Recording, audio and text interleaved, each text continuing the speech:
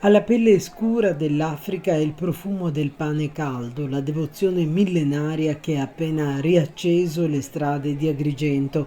San Calogero è tornato tra la sua gente, inaugurando 7 giorni di passione pura in cui la città si ferma per vivere a tu per tu con il suo copatrono.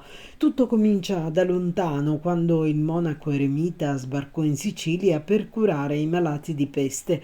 La tradizione racconta che i cittadini, terrorizzati dal contagio, lanciassero il pane dalle finestre mentre il santo passava.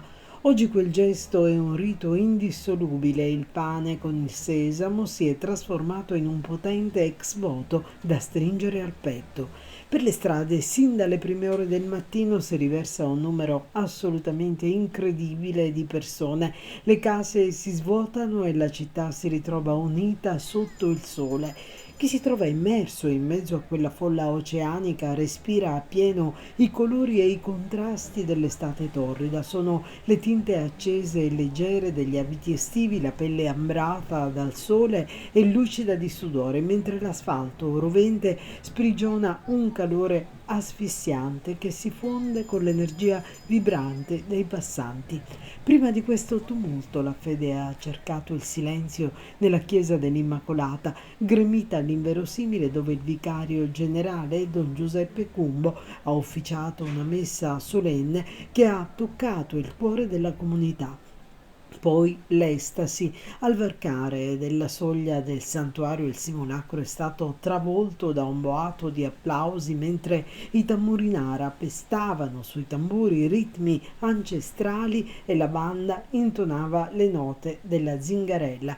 In pochi secondi la piazza si è trasformata in una parete verticale di corpi, portatori e fedeli, e poi hanno scalato la vara, arrampicandosi gli uni sugli altri anche a piedi scalzi per raggiungere il volto del santo, un assalto d'amore frenetico per strappare un bacio e sussurrare una grazia a conferma di quel singolare e intimo rapporto di confidenza che unisce tra sacro e profano Agrigento al suo santo nero. Ogni colpo di tamburo fa risuonare l'anima del popolo di Agrigento, che si rispecchia nei suoi occhi scuri e ritrova se stessa, vivendo da oggi 7 giorni con un unico immenso cuore che batte.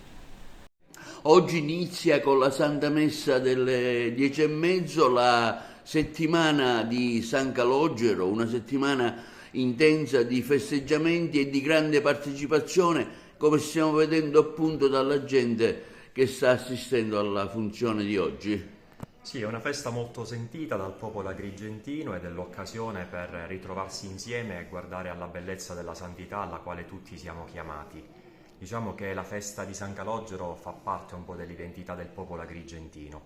Quindi la preparazione dell'ottavario, adesso una settimana di celebrazioni con i pellegrinaggi delle diverse comunità parrocchiali di Agrigento, occasione per guardare alla bellezza della santità di San Calogero, ma anche come cristiani per riflettere sulla nostra adesione a Cristo e sulla capacità che dobbiamo far crescere sempre più in noi di poterlo imitare nella quotidianità attraverso l'attenzione che dobbiamo avere nei confronti degli altri. È un santo molto seguito dagli agrigentini e non solo, ma in tutta la provincia, tanto è vero che si festeggia in tanti comuni agrigentini. È molto seguito e la devozione, accomuna diversi comuni. Possiamo dire che ogni domenica è San Calogero in un paese diverso della nostra diocesi e anche in alcuni paesi, anche della diocesi di Caltanissetta, che un tempo erano diocesi di Agrigento.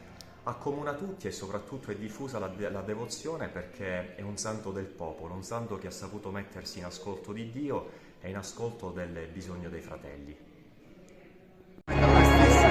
Sindaco, prima festa di San Calogero, tanta accoglienza e tanta partecipazione. Sì, ed è una festa che rappresenta tutti i nostri agrigentini, che ci fa sentire parte di una comunità, dell'esempio di San Calogero, l'esempio di mitezza, che significa prima di tutto operosità.